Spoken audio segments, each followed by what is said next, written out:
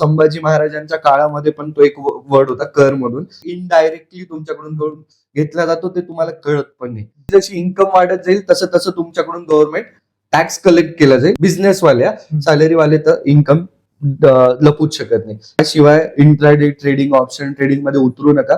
जर तू रिस्क घ्यायला तयार असशील तर तुला रिटर्न्स खूप छान मिळतील. लगभग दुप्पट तिप्पट पैसा होऊ शकतो. आणि हे लोक त्याला क्रिटिक्स करू शकतात की यार असं कसं बोलू शकतो तू, इन्फ्लेशन वाढतंय तर हे चांगली गोष्ट आहे का? तर नमस्कार मित्रांनो, स्वागत आहे तुमचं माझ्या युट्यूब चॅनल वरती. आजचा जो पॉडकास्ट तुम्ही बघताय तो पॉडकास्ट तुमच्या नॉलेजच्या दृष्टीने असेल, तुमच्या सेल्फ ग्रोथच्या दृष्टीने असेल, पर्टिक्युलरली म्हणायला गेलं तर तुमच्या सेल्फ फायनान्स ग्रोथच्या दृष्टीने खूप जास्त महत्वाचा आहे. या पॉडकास्टमध्ये आपण फायनान्शियल कंडिशन बद्दल समजलोय, म्युच्युअल फंड, शेअर मार्केट, असे खूप सारे टॉपिक आपण या पॉडकास्टमध्ये कव्हर केलेले आहेत. मित्रांनो, या पॉडकास्टचे गेस्ट अनिकेत कदम सर यांनी मला अगदी मोठ्या भावाप्रमाणे बचत कशी पाहिजे, खर्च कुठे करावा, या सगळ्या गोष्टींवरती अगदी सविस्तरपणे सांगितलेलं आहे की आपण कोणत्या पद्धतीने बचत केली पाहिजे, आपली इन्कम कशी पाहिजे. या सगळ्या गोष्टी या पॉडकास्टमध्ये डिस्कस झालेल्या आहेत. या पॉडकास्टमध्ये आपण म्युच्युअल फंड बद्दल बोललोय, शेअर मार्केट बद्दल बोललोय आणि अशा खूप साऱ्या गोष्टींबद्दल बोललोय. आणि हा ऍट द एंड ह्या पॉडकास्टमध्ये एक अशी टिप तुम्हाला दिलेली आहे की जी प्रत्येक मुलाचं स्वप्न असतं. सो मी रिकमेंड करेल हा पॉडकास्ट तुम्ही तुमच्या मोठ्या भावासोबत बघा, हा पॉडकास्ट तुमच्या लहान भावांसोबत शेअर करा. पॉडकास्ट पूर्ण बघा. पॉडकास्ट आवडला तर व्हिडिओला लाईक करा, चॅनलला सबस्क्राईब करा. आणि एक कंप्लेंट नक्की तुमच्याकडे आहे की खूप जण पॉडकास्ट बघून जातात, व्हिडिओ बघून जातात, बट सबस्क्राईब करत नाही. मित्रांनो, सबस्क्राईब करा, सबस्क्राईब करायला विसरू नका. पूर्ण पॉडकास्ट बघा आणि देन मला तुमचे रिव्ह्यूज जे असतील ते कमेंटमध्ये कळवा. मी वाट बघेल तुमच्या रिव्ह्यूजची. Thank you and enjoy the podcast. मी स्वागत करतो तुमचं माझ्या युट्यूब चॅनलवरती, तुमचा होस्ट, तुमचा मित्र, तुमचा भाऊ Prasad Rajguru. Welcome to our channel the speaker प्रसाद.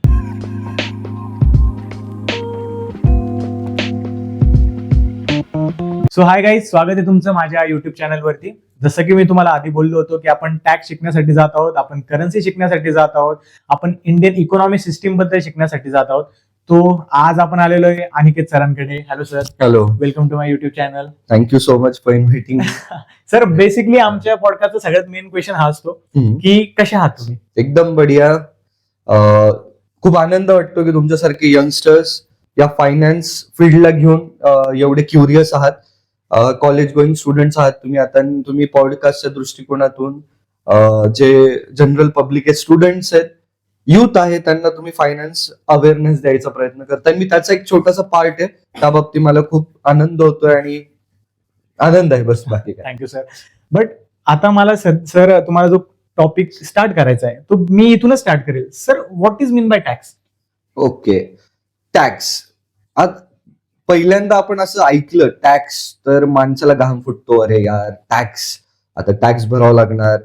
आपण टॅक्स इम्प्लिकेशन मध्ये केव्हा येणार? लहानपणापासून आपण बघत आलो. टॅक्स हा काही नवीन शब्द नाही आहे. जेव्हा राजे महाराजे होते तेव्हापासून टॅक्स हा बर्थला आला. इन शॉर्ट आपण असं म्हणू शकतो की कर वसुली व्हायची. तर not in sense of money, but we can say की एखादा फार्मर आहे, त्यांनी गहू तांदूळ उगवले, काही धान्य उगवलं, त्याचा काही पोर्शन त्याला राजे महाराजांना द्यावा लागायचा, तेच इन शॉर्ट सरकारला द्यावा लागायचा. तर त्याच्यामध्ये मॉडिफिकेशन होत गेले, आता मुघलाई काळामध्ये असं एक टॅक्स होता, तो फक्त हिंदू लोकांवर लावला जायचा. हा, की जे हिंदू लोक मुस्लिम समूहामध्ये कन्वर्ट व्हावं म्हणून. ते मूवी मध्ये पण तुम्ही बघितलं असेल, आता छावा मूवी मध्ये पण आता तो त्याचा रेफरन्स दिलेला आहे स्टार्टिंग. म्हणजे तुम्ही एक बघू शकता टॅक्स हा कन्सेप्ट किती जुना आहे. छावा संभाजी महाराजांच्या काळामध्ये पण तो एक वर्ड होता कर म्हणून, ते वसुलीला जायचं. तर त्याच्या डेफिनेशन चेंज होत गेल्या आणि आता आपल्याकडून पण गव्हर्नमेंट टॅक्स घेते. आणि तो कोणत्या कोणत्या स्वरूपात असतो? जे आपल्या सॅलरीच्या स्वरूपात जो कलेक्ट केला जातो तो टॅक्स. आपण काही विकत घ्यायला गेलो तिथून त्या प्राइस मधून काही आपल्याकडून कलेक्ट केलं जातं, तो असतो टॅक्स. तर बेसिक जे आपण गव्हर्नमेंटला आपल्या इन्कम मधून देतो त्याला आपण इन शॉर्ट म्हणू शकतो लेमॅन टर्म्स मध्ये टॅक्स. Okay, yes sir. आता आपण जसं टॅक्स ऐकतोय, so what is the tax आणि with reference to the GST, okay, या दोघांमध्ये फरक काय? Okay, tax has two type of taxes. म्हणजे टॅक्सचे दोन ब्रांचेस आहे असं समजून घे. एक असतं डायरेक्ट टॅक्स, एक असतं indirect tax. Sir, direct tax म्हणजे काय? डायरेक्ट शब्दातच डायरेक्ट आहे की तो डायरेक्टली तुमच्याकडून कलेक्ट केला जातो. आता तू उद्या चालून कंपनीमध्ये जॉबला जाशील, तिथे तुला एक सीटीसी भेटतं. सीटीसी आता पॅकेज, तुला इन हँड सॅलरी किती भेटणार आहे, त्याच्यामध्ये भरपूर कंपोनेंट्स असतात, जसं की सॅलरी असते, HRA असतं, लिव्ह ट्रॅव्हल अलावन्स असतं, त्याच्यानंतर फ्युल अलावन्स, ट्रॅव्हलिंग अलावन्स, असे भरपूर सारे अलावन्सेस असतात. आणि त्याच्यावर गव्हर्नमेंट TDS कलेक्ट करतं. सर आता हे TDS म्हणजे काय काय असतं? आपले इंडियन्स खूप जुगाडू आहे, तुला माहिती आहे की कुठेही कसे पैसे वाचवायचे ना, ते आपल्या इंडियन्सला विचारा. आपलं खूप भारी डोके आहेत आपल्या लोकांकडे. तर मग आधी काय व्हायचं, गव्हर्नमेंट म्हणायची की तुम्हाला सॅलरी आली ना बाबांनो, तुम्ही या आणि मार्च एंड नंतर टॅक्स भरा. पण लोक तर काय टॅक्स भरायचीच नाही. मग गव्हर्नमेंट म्हणाले की अरे आता काय करावं. मग तू जिथे जॉब करतो तुझ्या एम्प्लॉयरकडे जायचे आणि म्हणायचे एक काम कर, या सॅलरीच्या वरती ज्याचे इन्कम असेल त्याचा पोर्शन तू कट करून आम्हाला भरून देत जा. त्याला म्हणलं जातं TDS. तर तोच असतो डायरेक्ट टॅक्स. तो जमा करून वर्षभर काय होतं, क्वार्टरली म्हणजे ज्या एप्रिल मे जूनचा जुलैमध्ये जमा होतं, जुलै ऑगस्ट सप्टेंबरचा ऑक्टोबरमध्ये जमा होतं, असं क्वार्टरली जमा होत जातं गव्हर्नमेंटकडे. आणि तुझ्या वेबसाईटवर तुझं फोनपे वॉलेट कसं आहे, पेटीएम वॉलेट कसं आहे, तसं इन्कम टॅक्सवर एक वॉलेट असतं. त्याच्यावर ते पैसे दिसतात आपल्याला की किती पैसे, ते आपला डायरेक्ट टॅक्स जमा होत राहतो. जेव्हा वर्ष संपतं मग तो आपण गव्हर्नमेंटकडे पळत जातो, सर आमचा एवढा वर्षभरात टॅक्स कापला गेलेला आहे, पण आम्हाला एवढा टॅक्सच लागत नाही. तर गव्हर्नमेंट म्हणतो ओके, तुमचा टॅक्स किती आहे, एवढा आहे, पण आम्ही तुमच्याकडून तुमच्या नावावर किती घेतलेला आहे, एवढा. तर बॅलन्स टॅक्स रिफंड पण होतो. आणि जर एक्स्ट्रा टॅक्स असेल तर भरावं पण लागतो. हे असतं डायरेक्ट टॅक्स. त्यालाच आपण म्हणतो इन्कम टॅक्स, जो वर्षातनं एकदाच भरावा लागतो. दुसरा प्रकारचा टॅक्स असतो GST. तो म्हणतो इनडायरेक्ट टॅक्स. आता या वर्ड मध्ये पण आहे, इनडायरेक्टली तुमच्याकडून घेतला जातो, ते तुम्हाला कळत पण नाही. आता फॉर एन एक्झाम्पल, आपण हे कपडे घेतलेत, कपडे घालून इथे आलेलो, आपण कोणत्या तरी शॉप मधून घेतला असेल.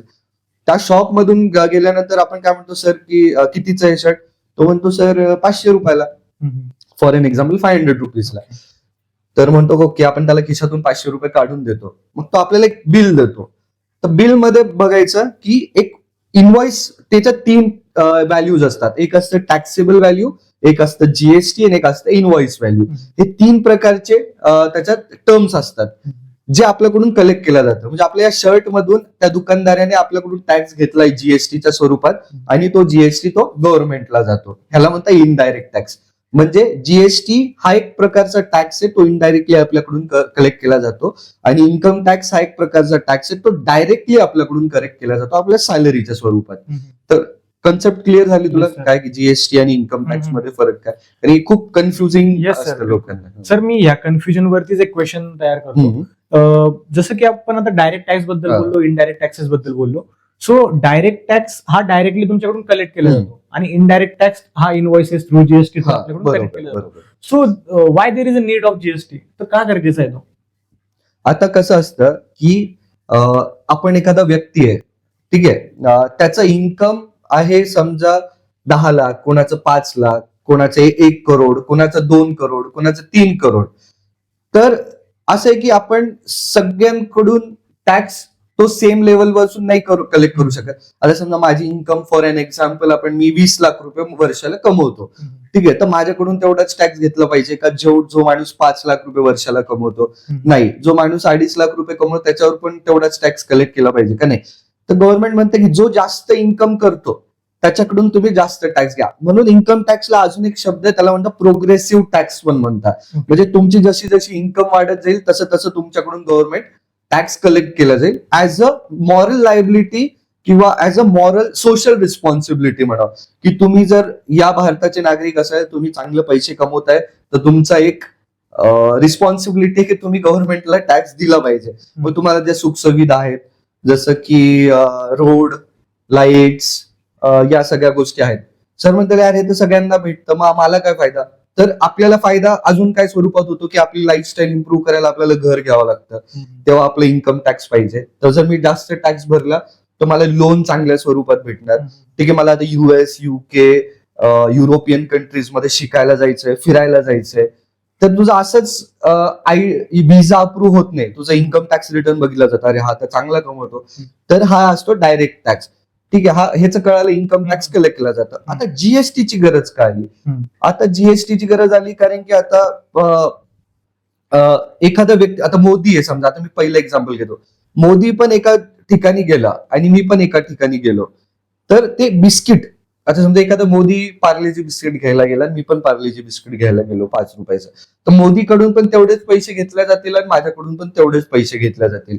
तर फक्त एक्झाम्पल घ्यायला गेलो तर इंडियामध्ये इन्कम टॅक्स फक्त 2% लोक भरतात. ओके. आणि जीएसटी सर्वसामान्यापासून सगळेच भरतात. तर त्याच्यामुळे आपलं टॅक्स कलेक्शन जास्त व्हावं लोकांकडून, जे सामान्य लोकांकडून पण पैसे सरकारी तिजोरीत जावे, त्यामुळे हे 2 टाईप ऑफ टॅक्सेस केले की जे श्रीमंत लोक आहे ते जास्त टॅक्स भरतील आणि गरीब लोक त्यांच्याकडून इन्कम टॅक्स घेतला नाही जाणार, आणि जीएसटी सर्वसामान्यांकडून घेतलं जाईल बेसिक वस्तूंकडनं, जेणेकरून आपल्याला ते सुखसुविधा देऊ शकतील, जशी लाडकी बहीण योजना, भरपूर स्मॉल मायक्रो मीडियम एंटरप्राइजेस साठी व्हेरियस स्टार्टअप स्कीम्स आहेत युथसाठी, तर त्यासाठी सरकारला पैसे लागतात, त्यासाठी ते टॅक्स कलेक्ट करतात. ते डिप्लोमॅटिक आहे की का केलं जातं, पण ते सरकारला पैसे लागणारच आहेत, हे काय असं फ्रीमध्ये काम होणार नाही, त्यामुळे ते वेगळ्या पद्धतीतून टॅक्स कलेक्ट करतात. हे तर मी तुला फक्त बेसिक सांगितलंय, जीएसटी आणि इन्कम टॅक्स. त्याच्यानंतर भरपूर टाइप्स असतात. लक्झरी टॅक्स असतो, बाहेरून तू जर कार घ्यायची, तुला एखादी मर्सिडीज मागवायची आहे किंवा एखादी कार दुबईहून मागवायची, त्याच्यावर 100-200% टॅक्स लागला जातो. तर मग ते डिस्करेज करण्यासाठी की बाहेरून गोष्ट मागवायला, आणि जे श्रीमंत असतात त्यांना काही फरक पडत नाही, 100% घे की 200%. ओके. सो सर, आता मला ह्या बेसिक कन्सेप्ट वरून मला हे समजतंय की जीएसटी पण इंडियन इकॉनॉमीसाठी तेवढा इम्पॉर्टंट आहे, येस, अँड इन्कम टॅक्स सुद्धा तेवढाच इम्पॉर्टंट. बरोबर. सो सर, मग आपण जसं तुम्ही म्हटलात की इंडियामध्ये सिर्फ 2% लोक असे आहेत की जे इन्कम टॅक्स भरतात, बरोबर. आणि ऑफकोर्स की एखाद्या अनडेव्हलप कंट्रीला किंवा डेव्हलपिंग कंट्रीला डेव्हलप बनवण्यासाठी आपल्याला मनी लागणारच आहे, हो. फंड्स तर बिलकुल लागणार आहे. So there is something reasons behind it की आपण फक्त 2% लोकांकडूनच इन्कम टॅक्स कलेक्ट करतो. आता त्यामागे भरपूर रिझन्स आहेत. काही बेसिक रिझन्स मी सांगायला की कॉम्प्लिकेटेड टॅक्स सिस्टीम, ओके. की लोकांना टॅक्स काय तेच कळत नाही. दुसरी गोष्ट आहे की इन्कम डिफरन्स खूप आहे लोकांमध्ये, की जे लोक 500,000 रुपये कमवतात तेच काय टॅक्सेस भरणार. तर मग आपले जुगाडू लोक पण खूप आहेत की ते टॅक्स इव्हिजन खूप करतात, खूप प्रकारे टॅक्स चोरी करण्याचा प्रयत्न करतात. आणि जे मॅन्डेटरी लोक आहेत, ज्यांना इन्कम टॅक्स रिटर्न भरायचं, टॅक्सेस भरायचेच आहेत, ते लोक फाईल करतात, आणि ज्यांना गरजेचं नाहीये. आता तर या बजेटमध्ये तू बघत असशील की 12 लाखापर्यंत तुम्हाला टॅक्स लागणार नाही. म्हणजे पहिले ती लिमिट होती 2020 लॉकडाऊनच्या काळामध्ये होती ती 5 लाखाच्या आसपास. मग न्यू टॅक्स रिजिम आणलं गेलं, हे सगळं टॅक्स सिम्प्लिफाईड करण्याच्या दृष्टिकोनातून. मग ते टॅक्स सिस्टीम गेली 7 लाखावर, की 7 लाखापर्यंत टॅक्स नाही लागणार. आता ते 7चं झालं 12 लाखापर्यंत. गव्हर्नमेंट पण प्रयत्न करते की 2% लोक आहे ते मॅक्झिमम आपल्याकडे डेटा येईल, मॅक्झिमम लोक टॅक्स रिटर्न भरतील, टॅक्सेस भरतील. आता ह्याच्यामध्ये तुला डाऊट असेल, इन्कम टॅक्स रिटर्न फाईल करणं म्हणजे टॅक्स भरणं झालं का? नाही, तसं नाही. मी फक्त जाऊन फायलिंग करू शकतो, 12 लाखापर्यंत माझी इन्कम आहे, मला टॅक्स लागणार नाही, पण ते डॉक्युमेंट माझ्याकडे एक प्रूफ होऊन जाईल. जसं आता तू कोणत्या इयरला आहे सध्या? मी सेकंड इयरला आहे. तुला पुढे काय एमएस करायचं की त्याच्यानंतर काय एज्युकेशन असतं मला माहिती नाही, पण तुला मनात आलं की फॉरेनला जायचंय, तर मग फॉरेनला जायचं असेल तर डॉक्युमेंटेशन लागतात. तेव्हा ते म्हणतात की तुझ्या आई वडिलांचे इन्कम टॅक्स प्रूफ दे. तर इन्कम टॅक्स प्रूफ कसे देणार? ते इन्कम टॅक्स रिटर्न फायलिंग जे असतात त्याच्यावर आपल्याला कळतं की तुझ्या आई वडिलांची इन्कम किती आहे, किती प्रॉपर्टी आहे, किती टॅक्स भरलेला आहे, कुठे काम करतात, काय काम करतात. त्या बेसिसवर तुझं एज्युकेशन लोन अप्रूव्ह होतं, व्हिसा अप्रूव्ह होतं. तर हे बेसिक इन्कम टॅक्स सिम्प्लिफाईड करण्याचं गव्हर्नमेंट खूप प्रयत्न करते, प्रेमाने पण आणि कंपल्शन पण, म्हणजे नोटिसेस पाठवून या गोष्टी करून. तर मग असं आहे, होईल ते अजून सिम्प्लिफाईड हळूहळू. ओके. सो मग सर, म्हणजे मला नीट माहित नाही, but income tax returns means ITR. Yes. Okay. तर ITR इंडियन इकॉनॉमीमध्ये किंवा आपल्या पूर्ण भारतामध्ये कोणीही भरू शकतं? कोणीही भरू शकतं. इन्कम टॅक्स रिटर्न एक मिथ आहे की इन्कम टॅक्स रिटर्न भरण्यासाठी सीए कडे जावं लागतं, असं काही नाही. तुम्ही पण इन्कम टॅक्स रिटर्न भरू शकता, त्याला फक्त बेसिक तुम्हाला नॉलेज लागते. पण काय होऊन जातं की आता युट्यूबवर जा, 1000 व्हिडिओ बघते how to file income tax return, पण त्यामध्ये भरपूर गोष्टी असतात. जसं की आता you will be shock to know की जे 1-1 रुपये इंटरेस्ट इन्कम येतं, जसं सेव्हिंग अकाउंटवर तुझं व्याज येत राहतं. आता एक मूवी पण निघलाय काहीतरी त्याच्यावर, की त्याच्यामध्ये पण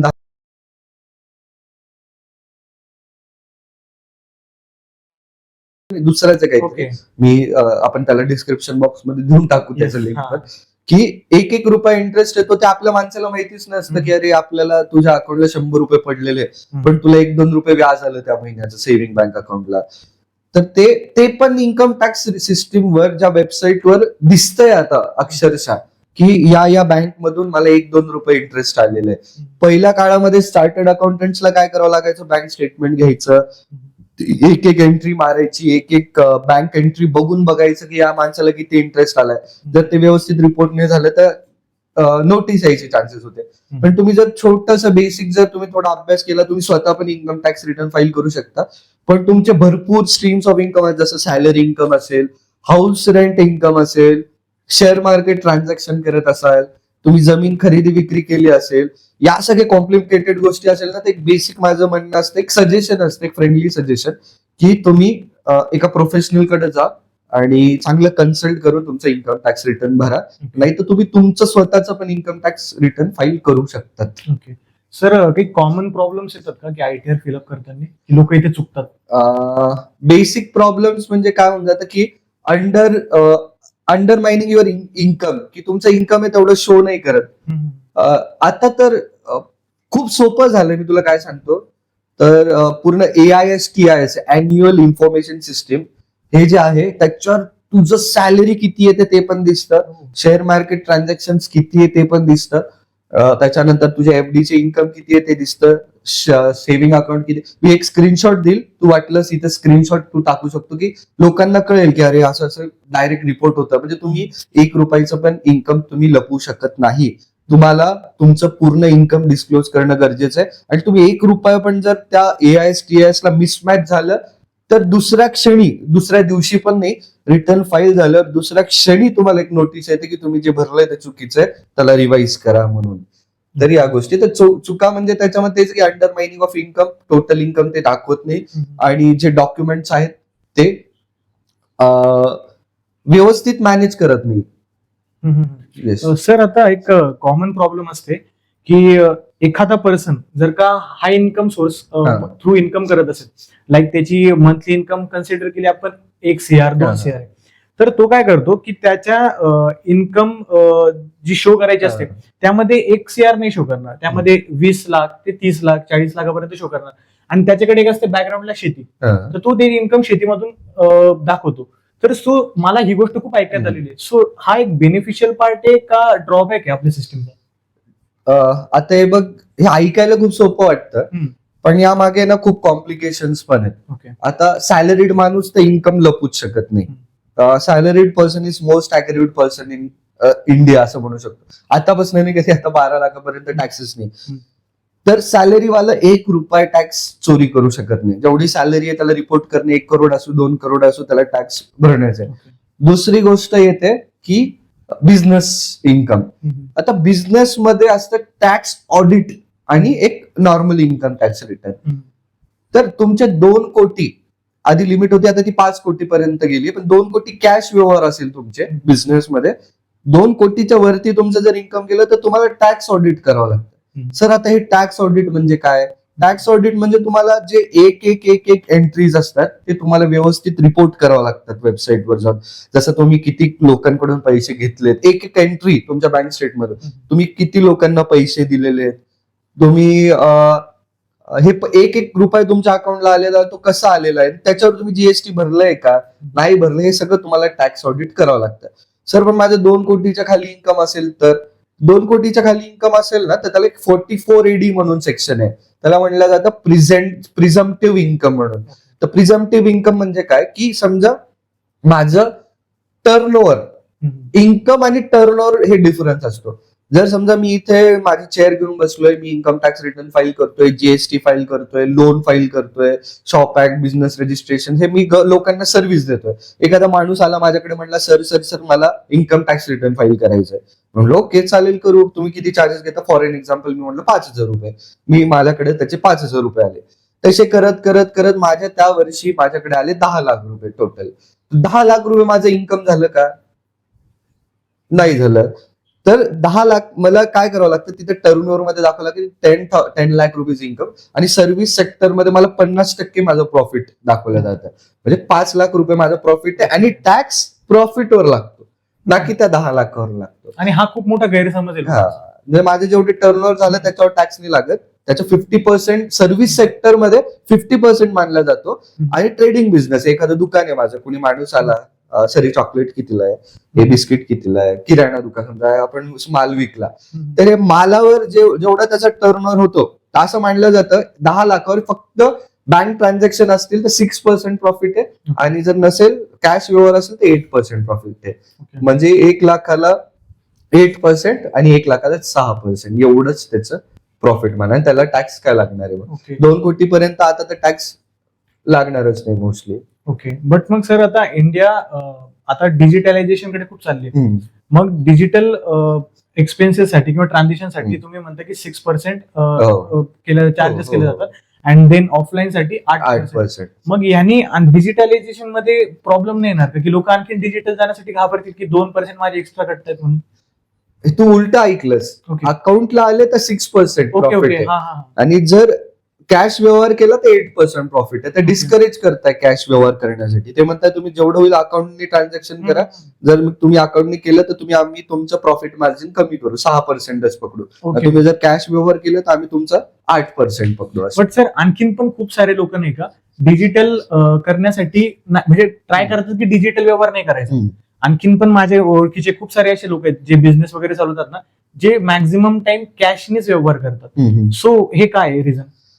त्याच्या मागे की इन्कम शो नाही, ट्रान्झॅक्शन नाही वाढवायचे ऑनलाईन. जेवढं ट्रान्झॅक्शन वाढवतील त्यांना तेवढं हेडेक होईल. मोस्टली ते लोक असे असतात की त्यांचं टॅक्स ऑडिट मध्ये येतात. ते लोक की टॅक्स ऑडिट मध्ये आल्यावर तुम्हाला एक रुपयाची एंट्री सांगावं लागते. तर तुम्ही टॅक्स ऑडिट मध्ये नसाल तर तुम्हाला ते मोस्टली सांगावं लागत नाही. पण 2 कोटीच्या वरती व्यवहार गेले तर तुम्हाला 1 रुपया हा कुठून आला, काय आला, याच्यावर सगळं तुम्हाला सविस्तर माहिती, एक फॉर्म असतो 3CD म्हणून टॅक्स ऑडिट मध्ये, ते पूर्ण तिथे तुम्हाला डिटेल्स द्यावं लागतात. त्याच्यामुळे मोस्टली लोक जे हाय इन्कम ग्रुपचे ते मोस्टली कॅश हे ऑनलाईन ट्रान्झॅक्शन अवॉइड करतात आणि ब्लॅक मध्ये ट्रान्झॅक्शन जास्त करतात. सर आता जसं की आपण ITR बद्दल बोललो, तर ITR मध्ये आपण प्रॉफिट शो करतो का? ITR मेन त्यासाठीच आहे, आपल्याला प्रॉफिटचाच शो करावा लागतो, टर्नओव्हर आणि प्रॉफिट. म्हणजे आता मी या वर्षी माझं बँक स्टेटमेंट बघणार, माझ्या बँक स्टेटमेंट मध्ये माझे किती पैसे आले मी तेवढे टर्नओव्हर मध्ये टाकणार, आणि त्याचं मी प्रॉफिट मध्ये दाखवणार. इंडियामध्ये रिव्हर्स कॅल्क्युलेशन जास्त चालतं. म्हणजे मला एवढा क्लायंट येतो, तो म्हणतो सर मला एवढं इन्कम दाखवायचंय. कसं दाखवायचं तुम्ही बघा. बिझनेसवाल्या, सॅलरीवाले तर इन्कम लपूच शकत नाही. बिझनेसवाला माणूस येतो आणि म्हणतो की आम्हाला एवढं इन्कम दाखवायचंय सर, मला एवढा टॅक्स भरायचा आहे, या टॅक्सच्या बेसिसवर तुम्ही इन्कम कॅल्क्युलेट करा आणि त्या हिशोबाने इन्कम टॅक्स रिटर्न भरा. तर या हिशोबाने ते टॅक्स सिस्टीम चालते इंडियामध्ये. मग जसं आपण इन्कम टॅक्स मध्ये ITR मध्ये प्रॉफिट दाखवतो तसं लॉसही दाखवतो. तर सर मग मला एक गोष्ट अशी की जर का आपण ITR इयरली पे सपोज फील करतो, तर इन एक असं कन्सिडर केलं आपण की 2025 मध्ये मला 5 करोडचा प्रॉफिट झाला आणि 2026 मध्ये मला 1 करोडचा लॉस झाला. तर मला 25 मध्ये त्या प्रॉफिट वरती जो टॅक्स लागला, तर 26 मध्ये तो टॅक्स कसा लागेल? मग टॅक्स तुला काय कसं असतं, 2025 मध्ये तुला 5 करोडचा प्रॉफिट झाला समजा, त्याच्यावर तू टॅक्स पे करून टाकला, ते विषयाचा इश्यू संपला. 2026 मध्ये गेला, तू जे ट्रान्झॅक्शन केले 1 करोडचा लॉस झाला, तिथं मी रिपोर्ट केला. तो लॉस तू पुढच्या आता मी तेवढं शुअर नाहीये, मला ते आठवत नाही, 4 इयर्स का 8 इयर्स तो कॅरी फॉरवर्ड करू शकतो loss.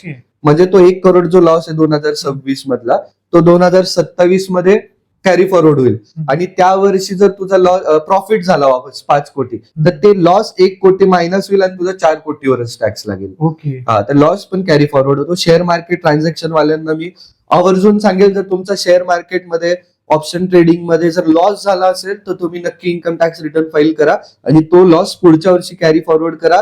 देवनशिबाने we wish good for you. जर तुमचा प्रॉफिट झाला तर तो लॉस मधून मायनस होईल आणि त्याच्यावर तुम्हाला टॅक्स वाचेल ऑब्व्हियसली. आय नो की ही ऍडवाइस नक्कीच पेड करूनच लोक घेतात, पण आमचे पॉडकास्ट थ्रू तुम्हाला फ्रीली भेटते. एक्झॅक्टली. तर सो सर, आता आपण लॉस बद्दल जसं बोललो, आता आपल्या कॉन्व्हर्सेशन मध्ये म्युच्युअल फंड, स्टॉक मार्केट हे टॉपिक सध्या येतात. सो ऍज अ स्टुडंट माझा तुम्हाला हा क्वेश्चन आहे की जेव्हा आपण म्युच्युअल फंड मध्ये स्टार्ट करतो किंवा शेअर मार्केटमध्ये स्टार्ट करतो, ऑफकोर्स मुलं शेअर मार्केटमध्ये काय म्हणून येतात, मला हर्षद मेहता बनायचंय, मला झुंझुनवाला बनायचंय, मला त्या लेवलला स्टॉक करायचंय. सो एका स्टुडंट लेवलला जे बिगिनर्स आहेत त्यांच्यासाठी तुमचे सजेशन काय असतील? हे बघा, 2 प्रकारचे शेअर मार्केटमध्ये उतरताना दृष्टिकोन असतात. एक असतं की मला रातोरात श्रीमंत बनायचंय आणि दुसरा असतो की यार माझ्याकडे पैसे आहेत तर मी इन्व्हेस्ट करून ठेवेल. तर इन्व्हेस्टमेंट तुम्ही जेवढ्या लवकर चालू कराल तेवढ्या लवकर तुम्हाला ते फायदेशीर आहे. की असं नाही म्हणू शकत की अनिकेत दादा मी आत्ता शिकता सेकंड इयरला आहे, मी बघेल जेव्हा मी कमवायला लागेल तेव्हा इन्व्हेस्टमेंट करायला. असं नाही. तुझ्याकडे 100 रुपये जरी असले, एखादा डीमॅट अकाउंट ओपन करून घे.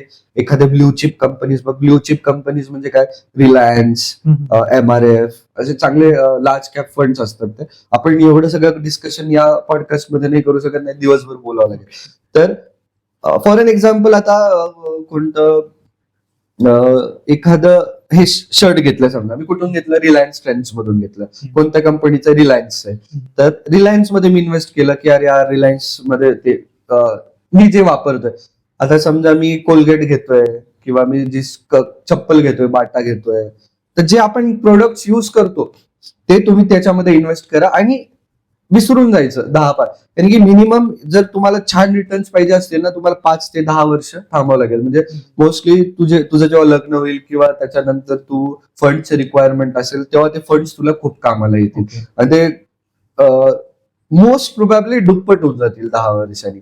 आणि दुसरी गोष्ट असतं इंट्राडे ट्रेडिंग, की आपण समजा पैसे घेतो आणि पैसे लावतो, एखादा स्टॉक घेतो, त्याचं बघतो की अरे हा चार्ट वर चाला, आपण विकून टाकतो. ते त्याला म्हणतात इंट्राडे ट्रेडिंग. रोज प्रॉफिट कमवायचं, रोज करायचं. पण मोस्ट प्रोबॅबली माझी एक पर्सनल ऍडवाइस असेल, तुम्ही जर हुशार असाल तर रोज करू शकता, त्यात काही शंका विशंका नाही. पण माझी एक ऍडवाइस असेल, जर तुम्ही त्याच्यात प्रो झाल्यानंतरच तुम्ही त्याच्यामध्ये उतरा. कारण की त्याच्यामध्ये चांगलं कॅपिटल पण लागतं आणि चांगली नॉलेज पण लागते. त्याशिवाय इंट्राडे ट्रेडिंग, ऑप्शन ट्रेडिंग मध्ये उतरू नका. तुम्ही मोस्ट प्रोबॅबली इन्व्हेस्टमेंट कडे भर द्या, इन्व्हेस्टमेंट करा. जर तुम्हाला खूपच 5 आणि 10 वर्ष नाही थांबायचं मला अनिकेत सर, तर तुम्ही एखादा शेअर घ्या, 5% वाढूच तर वेट करा. 5% वाढलं की सेल आउट करा, दुसरा शेअर घ्या, 5% राहू द्या. 5% ह्याला म्हणतात स्विंग ट्रेडिंग, की आज विकत घ्यायचं, एक 5%, 10% वाढूच तर थांबायचं आणि तो शेअर विकायचा, दुसरा शेअर घ्यायचा. त्याला म्हणतात स्विंग ट्रेडिंग. तर हे 2 गोष्टी आहे. पण माझी एक पर्सनल ऍडवाइस आहे की इन्व्हेस्टमेंट कडे जास्त तुम्ही लक्ष दिलं पाहिजे. असं पण नाही की मला 1,00,000, 2,00,000, 10,000, 20,000 इन्व्हेस्टमेंट करायचं. मी मिनिमम 50, 100, 200 जे पण आपल्या पप्पांनी, आई वडिलांनी दिले किंवा इकडून तिकडून आपण फ्रीलान्सिंग करून कमवले, त्याच्यातलं काही पोर्शन आपण त्याच्यामध्ये टाकून द्यायचं आणि विसरून जायचं की नंतर कामाला येईल बाबा. ओके. सो सर, हे झालं स्टॉक मार्केट बद्दल. सो अशीच कन्सेप्ट म्युच्युअल फंडची असते का? म्युच्युअल फंडची पण असते. म्युच्युअल फंड्स म्हणजे काय, तुला काय माहिती म्युच्युअल फंड म्हणजे काय? आय थिंक मला म्युच्युअल फंड बद्दल एवढंच माहिती आहे की हे एक प्रकारचं मार्केट आहे जिथे आपण एखाद्या गोष्टीवरती इन्व्हेस्टमेंट करतो आणि जशी जशी त्या गोष्टीची प्राइस वाढेल तसं तसं आपल्याला त्याचे रिटर्न्स भेटतात. ओके. आता म्युच्युअल फंडची कन्सेप्ट काय, की आता समजा त्याच्यामध्ये वेगळे वेगळे सेक्टर्स आहेत. की म्युच्युअल फंड मध्ये आता electronics, clothing, IT sector, food sector, हे असं. तर मग मी तुला जसं म्हणलं की आता मी रिलायन्स मध्ये गेलो, मी एक शर्ट घेतलं तर मी रिलायन्सचं शेअर घेऊन टाकेल. तसे कपड्यांचे कंपनीज भरपूर आहेत ना, जसं रिलायन्स आहे, अजून काय काय सांग मला, वेस्टीन आहे, अजून ब्लूबेरी, H&M, पॅन्टलून्स, झारा, हे सगळे आहेत. तर मी प्रत्येकाचे शेअर्स घेत बसणार का? तर मला खूप हेडेक होऊन जाईल त्या डोक्याला. तेव्हा आली ही कन्सेप्ट म्युच्युअल फंडची. म्युच्युअल फंड काय करतं की मी म्हटलं क्लोथिंग सेक्टरचं त्यांनी काय केलं, सगळ्या क्लोथिंग कंपन्यांमध्ये इन्व्हेस्ट केलं आणि त्याचा एक एनएव्ही बनवला. एनएव्ही म्हणजे कॉइन, एक सेक्टर, म्हणजे असं समजा एक पेपर घेतला आणि त्याला आपण छोट्या छोट्या तुकड्यांमध्ये फाडून टाकलं समजा, तर आपण ते एक एक म्युच्युअल फंडचं विकत घेतो, एक एक कॉइन एक, त्यालाच म्हणतात म्युच्युअल फंड्स विकत घेतलं.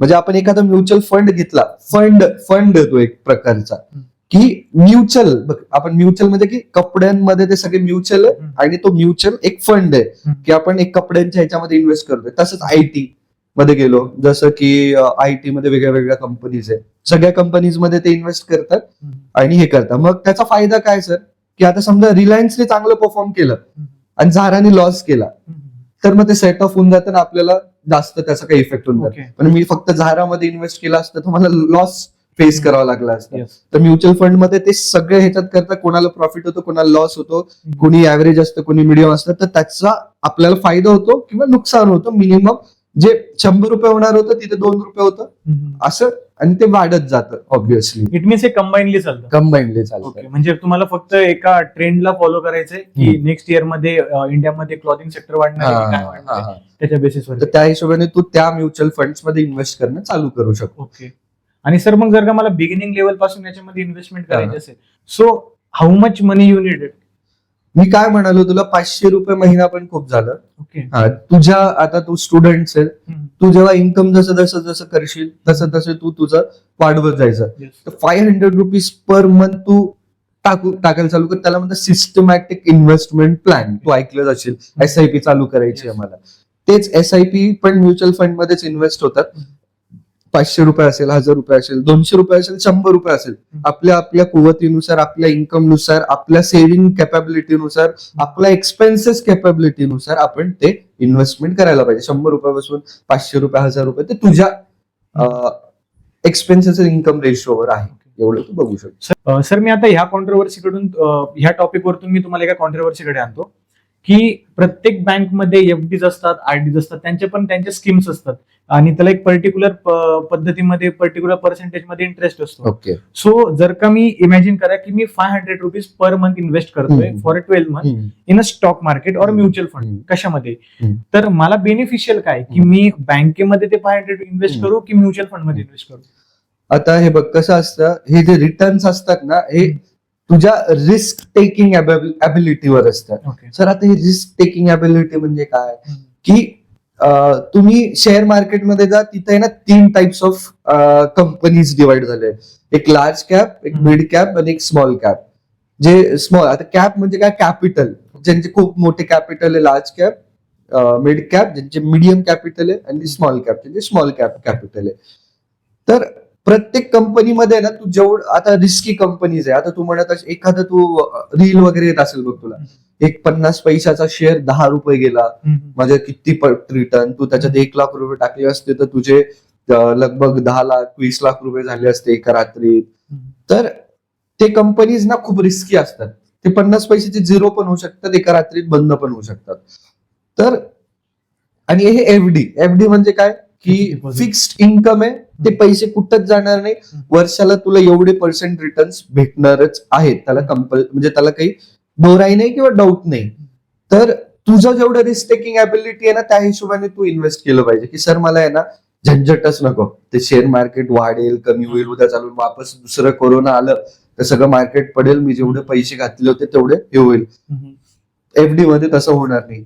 पण तू या थिंकिंगचा आहे की नाही यार, आता इंडिया ग्रोईंग कंट्री आहे, फॉरेन इन्व्हेस्टमेंट खूप येत आहेत, बीजेपी सरकार चांगलं करतीये, असे जर तुझे थॉट्स असतील आणि जर तुला वाटतं पुढच्या 5-10 वर्षात इंडिया सुपर पॉवर होऊ शकते, या सेक्टरमध्ये खूप बूम येऊ शकतो, आयटी वाले तर आयटी सेक्टरमध्ये बूम येऊ शकतो, तू फार्मसीमध्ये जसं कशामध्ये, फार्मसीमध्ये बूम येऊ शकतो, तर मी फार्मसीमध्ये इन्व्हेस्टमेंट करू शकतो. तर हे तुझ्या रिस्क टेकिंग ॲबिलिटी आणि तुझ्या फ्युचर प्रेडिक्शन्सवर आहे. जर तू रिस्क घ्यायला तयार असशील तर तुला रिटर्न्स खूप छान मिळतील, लगभग दुप्पट तिप्पट पैसा होऊ शकतो. पण एफडी मध्ये तसं नाहीये. त्या एफडी मध्ये तुला फिक्स. पण सर मग कुणी एफडी करावी आणि कुणी हे करावी, तर ते तुमच्या एजवर डिपेंड करत. आता तू यंग आहेस, तू रिस्क घेऊ शकतो, तर तू शेअर मार्केटमध्येच कर, म्युच्युअल फंड मध्ये कर, SIP चालू कर, तू या गोष्टीकडे तू जास्त भार दे. पण जसं तुझं एज वाढलं, तुझं लग्न झालं, तुला मुलं बाळ झाले, तर तेव्हा आपण माणूस रिस्क घेत नाही. तेव्हा माणूस स्टेबिलिटीकडे जास्त फोकस करतो. नाही बाबा, माझे पैसे कष्टाचे आहेत, हे पैसे कुठे जायला नाही पाहिजे. तर माझ्याकडे समजा 1,00,000 रुपये मी इन्व्हेस्ट करून टाकतो FD मध्ये, त्याचे मला 6-7 हजार रुपये महिना येत जाईल, वर्षाला येत जाईल. तर मी तेवढं FD असेल तेवढं हे करत जाईल. हे खूप बेसिक टर्म्स आहेत. ह्याच्यामध्ये सिस्टमॅटिक विड्रॉल प्लॅन पण आहे, की एकदाच तू इन्व्हेस्ट कर आणि तुला डेली रिटर्न भेटतील, मंथली रिटर्न भेटतील. त्याला आपण एक वेगळा पॉडकास्ट करू वाटलंस, की SIP, SWP, mutual fund, share market, हे काय काय गोष्टी आहेत. ते बेसिक तुझ्या रिस्क टेकिंग वर आहे. ओके, म्हणजे Yes. दोन्ही फील्ड रिस्क टेकिंग वरती Risk taking रिस्क घेऊ शकता. तेवढे तुम्हाला benefit. Yes, okay. So sir, आता याची सुरुवात कोणीही करू शकतं. येस. लाईक तुम्ही जे तुमच्या मेंटली ग्रो असाल, की तुम्हाला कळतंय की प्रॉफिट काय, तर Yes. तो व्यक्ती त्याची सुरुवात येस, व्यवस्थित करू शकतो. बरोबर. सो आता सर, मी आजच्या जनरेशन मध्ये आता सपोज तुम्ही बघताय की हम्म. तुम्ही आता फायनान्स डिपार्टमेंट मध्ये Yes. आहात, तुम्हाला खूप माझ्यापेक्षा जास्त नॉलेज आहे. तर मी एक छोटासा पॉइंट इथे मांडतो की मी 2 गव्हर्नमेंट कन्सिडर करतो. हम्म. ओके, एक आहे 2014च्या आधीची गव्हर्नमेंट, जी की डॉक्टर मनमोहन सिंग यांची होती. आफ्टर 2024 नरेंद्र मोदींच्या हम्म. काळामध्ये. तर दोन्ही गव्हर्नमेंट्स वरती नाही का थोडी क्रिटिस होतात की त्या गव्हर्नमेंटमध्ये टॅक्सेस कमी होते, हम्म. ह्या गव्हर्नमेंटमध्ये टॅक्सेस जास्त, किंवा ह्यामध्ये कमी, त्यामध्ये जास्त होते. इन्फ्लेमेशनचा जो रेट आहे तो जर बघितला तर ह्या गव्हर्नमेंटमध्ये तो खूप फुल्ली ग्रो होतोय, असं खूप जण बोलतात, आणि त्याचा रेशिओ पण तसाच आहे. सो मला तुम्ही एक त्या पर्स्पेक्टिव्हने सांगा हा. की डॉक्टर मनमोहन सिंग यांच्या काळामध्ये जे रेशिओज होते ते, की नरेंद्र मोदी यांच्या काळामध्ये जे रेशिओज होते, याच्यामध्ये कोणता रेशिओ चांगला आहे, कोणते प्राईम मिनिस्टर हे फायनान्सशी रिगार्डिंग चांगले होते, किंवा कुठली गव्हर्नमेंट चांगली होती? आता हे खूप डिप्लोमॅटिक आन्सर झालं. आता याच्यावर आपण थेट बोलू शकत नाही. आता तुला माहिती आहे, सगळे सरकार कोई भी दूध का धुला हुआ नहीं है, बरोबर. सब अपने अपने हिसाब से करते. आणि प्रोज अँड कॉन्स प्रत्येकामध्ये असतात.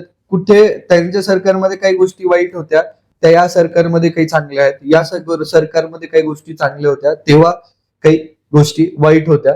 आता तू प्रोग्रेस बघशील की आता तेव्हा तर आपण खूप जास्त लहान होतो, तर आपल्याला तेव्हाच्या गोष्टी माहिती नाही. पण तू बघू शकतो, आता मी काल परवा माझ्या सासऱ्यांशी बोलत होतो, तर नॉनव्हेज आणलं होतं घरी. तर त्यांच्या घरी मला इन्व्हाइट केलं होतं खायला, तर मी त्यांच्या घरी गेलो, बोललो. असं बोलता बोलता म्हणलं की पप्पा म्हणलं की हे चिकन तुमच्या काळी किती रुपयाला होतं, आता जे 200-250. तर ते म्हणे की मी तुझ्या एजचा होतो, 30 वर्षाचा, तेव्हा 2 रुपये किलोनी मी आणायचो. तर मग आता आहे 250 रुपये किलो. तर तू बघ. तर त्याच एक्झाम्पल पेट्रोलचं बघायला गेलं. जेव्हापासून मला कळतं पेट्रोल मी जेव्हापासून गाडीत भरतोय, तेव्हा होतं 40 रुपीज लिटर. आता झालंय जवळपास 106 तेवढं रुपये लिटर, म्हणजे ऑलमोस्ट डबल झालंय. तर मग इन्फ्लेशन तर वाढतच जाणार आहे, जेवढं कमी होईल नाही होईल. तर इन्फ्लेशन रेट आहे, त्याचं आपल्यालाच सफर होतं कॉमन मॅनला. तर पण महागाई तर वाढत जाणार आहे, पण त्या हिशोबाने आपलं इन्कम पण वाढतंय आणि ऑपॉर्च्युनिटीज पण वाढत आहेत. ओके, तर मग ते आपण एक इग्नोर करू शकतो, तो एक फॅक्टर माझ्या दृष्टिकोनातून. काही लोक त्याला क्रिटिक्स करू शकतात की यार असं कसं बोलू शकतो तू, इन्फ्लेशन वाढतंय तर ही चांगली गोष्ट आहे का? नाही, त्या हिशोबाने इन्कम पण वाढलंय माझ्या नजरेस, की जे जिथं म्हणजे 10-20 हजार रुपये खूप होते, आता 1,00,000 रुपये पण काहीच नाही आता लोकांसाठी. 1,00,000 रुपये इन्कम करतात, ते पण आज त्रस्त आहेत जे माझे क्लायंट्स आहेत. ओके. तर मग हे सगळं चेंज होत जाणार आणि आपल्याला आपलं फायनान्शियल मॅनेजमेंट करणं गरजेचं आहे. ओके सर, आता फायनान्शियल मॅनेजमेंट मध्ये ना आपल्या मिडल क्लास लोकांना एक समजच नसते, कारण की त्यांना ते नॉलेज भेटलेलंच बरोबर. नाही, आणि आपल्या एज्युकेशन सिस्टम मध्ये फायनान्शियल मॅनेजमेंट किंवा फायनान्स बद्दल डीपली कधी शिकवल्याच गेलं नाही. बरोबर. आपलं एज्युकेशन सिस्टम मल्टिप्लिकेशन डिव्हिजन पर्यंत लिमिटेड. बरोबर. सो माझं आता असं विचारायचं तुम्हाला की एखादा मिडल क्लास मुलगा जो मंथली ठीकठाक कन्सिडर करू 25,000 to 35,000 त्याची पेमेंट आहे, आणि तो मंथली तेवढी पेमेंट अचीव्ह करतोय, त्याची तेवढी इन्कम आहे, तर त्याला वयाच्या 30 पर्यंत त्याला मॅरेज हे करायचंय, त्याला त्याचं घरही बांधायचंय, तर त्यांनी त्याची मॅनेजमेंट कशी ठेवली पाहिजे फायनान्शियल? आता हे बघ कसं असतं, आपल्या इन्कमचं आहे ना, मोस्टली 50% जे आपलं नीड्स आहे त्याच्याकडे आपण गेलं पाहिजे. आता जर समजा 25,000 रुपये कमवतोय, तर 12,500 रुपये त्याच्या बेसिक गरजा ज्या असतील त्याच्यात त्यांनी भागवायचा प्रयत्न केला पाहिजे. की जसं त्याचं रूम रेंट असेल, की आता समजा तू कुठे बाहेर राहत असेल तर टिफिन चार्जेस असतील, किंवा पेट्रोल असेल, किंवा आउटिंग्स असतील कधी फ्रेंड सोबत, हे सगळं 12,500 रुपयांमध्ये त्यांनी मॅनेज केलं पाहिजे. त्याच्यानंतर जे 30% जे आहे ते त्यांनी इन्व्हेस्ट केले पाहिजे. जसं मी तुला म्हणलं SIP, म्युच्युअल फंड्स आणि या सगळ्या गोष्टी त्यांनी इन्व्हेस्ट करून दिल्या पाहिजे. जे 20% जे राहिलेले ते त्यांनी सेव्हिंग मध्ये ठेवलं पाहिजे. म्हणजे ते बँक अकाउंट मध्येच पडून पाहिजे. इमर्जन्सी फंड त्याला म्हणतो, की यार काय होईल उद्या चालून आपण नाही सांगता येत. तर एक बेसिक यूज जेव्हा तुम्ही कमवायला लागाल ना, तर 2 गोष्टी तुम्ही येणार सगळ्यात पहिले करा. सगळ्यात पहिले तुमचं एक लाईफ इन्शुरन्स काढून घ्या वर्षभराचं. त्याचं तुमचं प्रीमियम कमी येईल. जेव्हा तुम्ही यंग असता तेव्हा तुमचं प्रीमियम कमी येईल. तर तुम्ही सगळ्यात पहिले एक मोठा भाऊ म्हणून, एक छान फ्रेंड म्हणून, एक छान प्रोफेशनल ऍडवायझर म्हणून कुठून पण एखादं छान हेल्थ इन्शुरन्स, लाईफ इन्शुरन्स काढा. दुसरं हेल्थ इन्शुरन्स काढून घ्या. सर कशाला काढायचं, की लाईफची काही गॅरंटी राहिली नाहीये. तुम्ही आता वापस सोशल मीडियावर बघता की उभ्या माणूस पडतोय आणि मरतोय, हार्ट अटॅक्स रेट वाढलंय, आपलं जेवण व्यवस्थित नाहीये. तर आपल्या मागे आपल्या आई वडिलांना काही पैसे भेटतील, फायनान्शियल सपोर्ट मिळेल त्याच्यामुळे ते. आणि दुसरी गोष्ट, जर तुम्ही आजारी पडला, काही झालं, ऍक्सिडेंट झाला किंवा काय झालं, तर तो खूप जास्त पैसे खर्च होतात. तर तुमच्याकडे हेल्थ इन्शुरन्स असलं तर तुम्ही त्या थ्रू रिकव्हर करू शकतात. ते अक्कल खात्यामध्ये का म्हणे ना, तुम्ही एक लाईफ इन्शुरन्स आणि हेल्थ इन्शुरन्स काढून घ्या. तर जो पण तुम्ही म्हणला 25,000 रुपये जो आहे, तर त्यांनी पहिले हेल्थ इन्शुरन्स, लाईफ इन्शुरन्स काढून घ्यायला पाहिजे.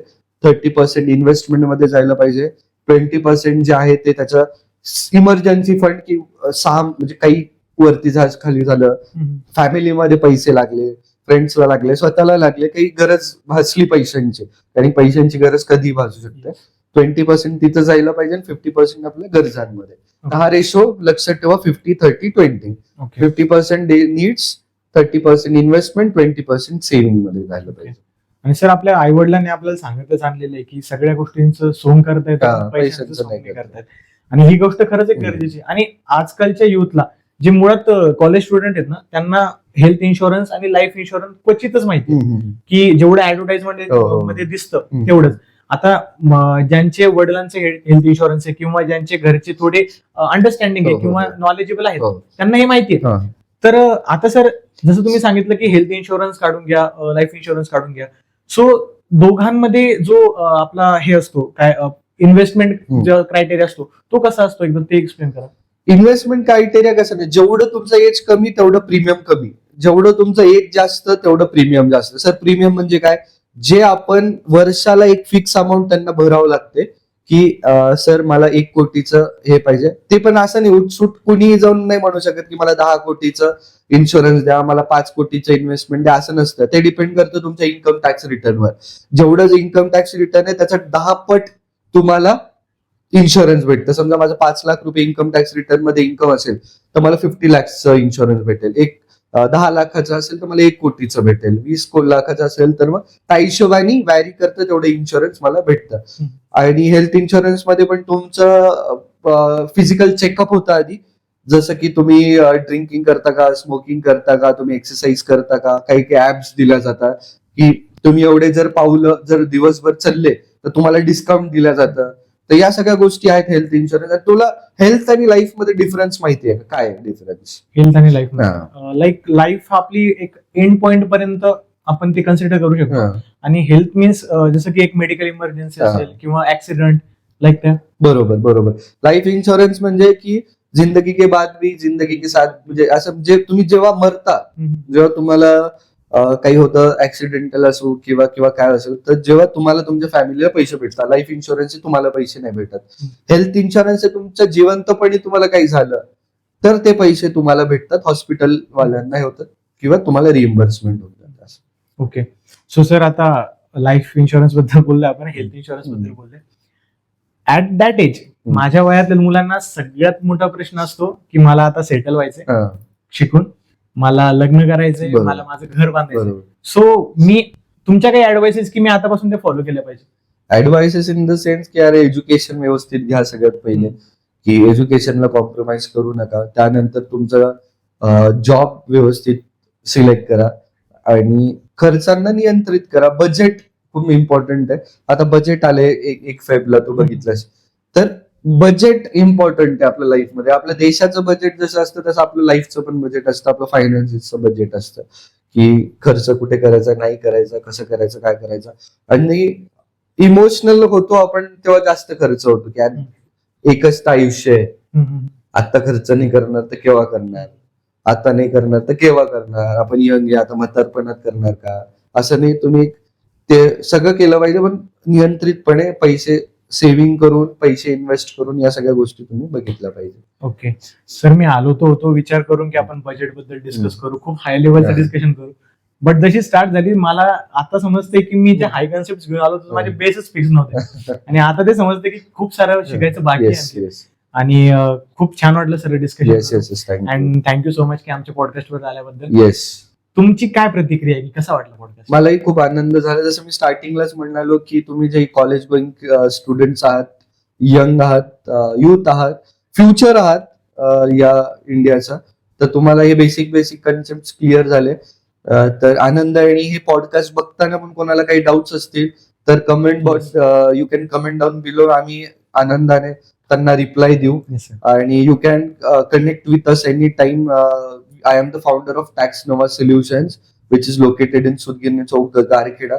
कधी तुम्ही ऑफिसला भेट देऊ शकता. तुमचं टॅक्स बाबतीत काही जरी असेल, फायनान्स बाबतीत, तर as a professional advisor I can be there with you.